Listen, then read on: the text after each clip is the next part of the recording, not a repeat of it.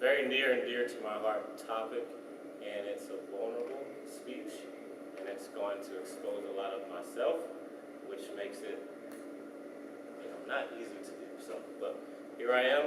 I have 7 minutes. We're going to do it. The title of my speech is "What is Missing?" And I am going to use my notes for just a little. He said this is a speech where you don't use any notes, but I want to stay on track and hopefully give you all of the information I have. There is a part 2 that I'm going to do just because with this topic, I feel that there's so much to just cram into one small speech, okay? I'm going to share with you all my feelings that have been, I would say, that have erupted within me over the past couple of months, and that have been laid dormant pretty much the majority of my life. And I say that because I grew up in Baltimore in an area 100% African American, all the way up until my college year in Lancaster, Pennsylvania. Total opposite. So from that point on, I dealt with being a black man in an area that was predominantly white. Nothing wrong with that, and as you will see here, whoops, there we go. There's my beautiful wife.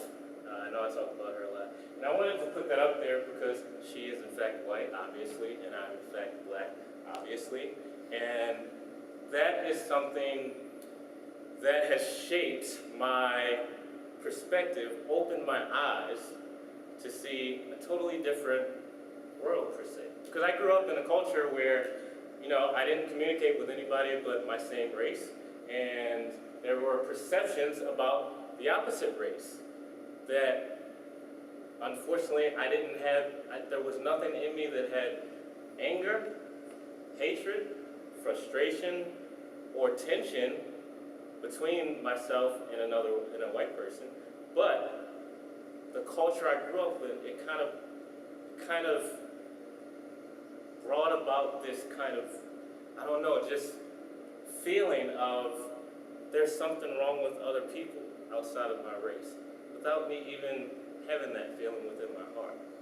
So I come to Lancaster, PA, and I get to experience a totally different, wonderful culture. And I'm not just talking about the Amish and the smell that you are immersed in, throughout the day. But it brought me to love, like I said, my wife that I've been married to for 9 years. So what's the problem? Why would I say what's missing in my life? For a few weeks in the month of July, I was struggling with the very same things that I just said were never in my heart towards someone else. Fear, hatred, sadness, sorrow, anger, tension, feelings of not so kind thoughts, perceptions, assumptions towards anybody that wasn't black. Why? So there were times of crying, there were times of confusion, because if you know me long enough, I'm very loving towards anybody. There's nobody that I've ever hated before. It only takes me a minute to just love you with all of my heart. But I dealt with these feelings that produced, when I would walk into a setting where I was the only black person, a wave of emotions would be presented that were opposite of my nature, if you will. So what happened in July of this year? July 6th, a man by the name of Philandro Castillo was murdered or killed in the car by a police officer while he was with his girlfriend in the car and his 4-year-old child in the backseat. Now, I wasn't there. We weren't there. Only those people were there. So nobody can say what really happened except the people who were there. But my immediate feeling after reading, after looking at videos, after hearing different opinions, were several things. And here's my perspective. Why did he have to die? Did he present an imminent threat to the police officer? Was there an altercation? I would say no, no, no. Could he have been the one that committed the crime that brought upon the stop in the first place?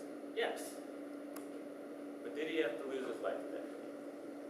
What struck me and what brought me to tears the next day, which would have been July 7th, was the fact that that could have been me.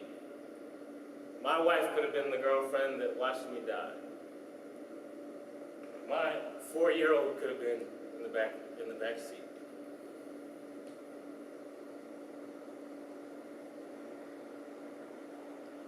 What fears were brought upon me after that for those 2 weeks or few weeks? Maybe I should just never drive my car again. Maybe I should have my wallet on the passenger side seat and my registration out so that no one would even have the thought process to even make a move. So I began to cry more because I thought, why do I have to think of those things? Why should I feel those things? Why do I feel those things? I don't have any, my wife is white, my best friends are white. Why?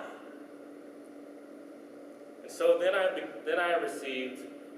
thought, instead of living in those fears, I said, well, I'm going to ask my friends who are white for their perspective. Last thing I want to do is live in an assumption and stay in a sense of negative emotion. So a few things that they said. If I make a hashtag all white lives matter, people will automatically think I'm racist. I'm automatically deemed a racist from a black person before I even meet them, before they get to know me. Another thing my friend said was I'd never have a spokesperson on TV if one of my family members were killed by an officer. Some questions that arose by the one friend who has a black adopted baby. She said, is my son going to automatically think that I'm racist because I'm white and he's black?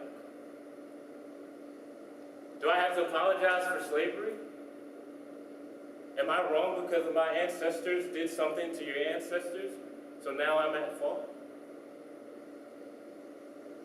There's two sides, and there's disconnect. So on social media, you see my feelings are presented, the person responds and says my feelings matter too, not thinking about the one person's feelings.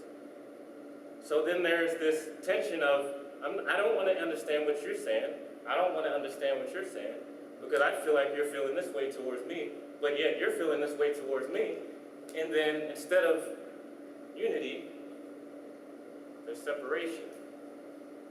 And I'll be done in a minute, but sorry, we're going long.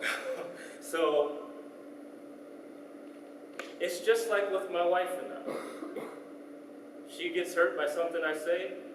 I don't want to hear what she has to say. My feelings are valid, wife, not yours. I'm going to tell you what I feel. And then instead of, cuddling and kissing and making up, we're in two separate sides of the couch. I sleep on the couch. She sleeps in the bed.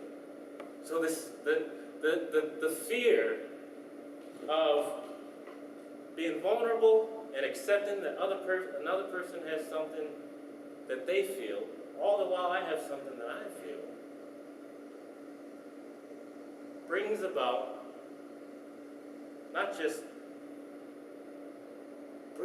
the natural course of coming together and expressing love instead of fear. So what I want to talk about next time is how do we, just from my perspective, how do we practically bridge the gap, so to speak, so that your feelings matter to me and my feelings matter to you. And the more we understand, the more we know, the more we care,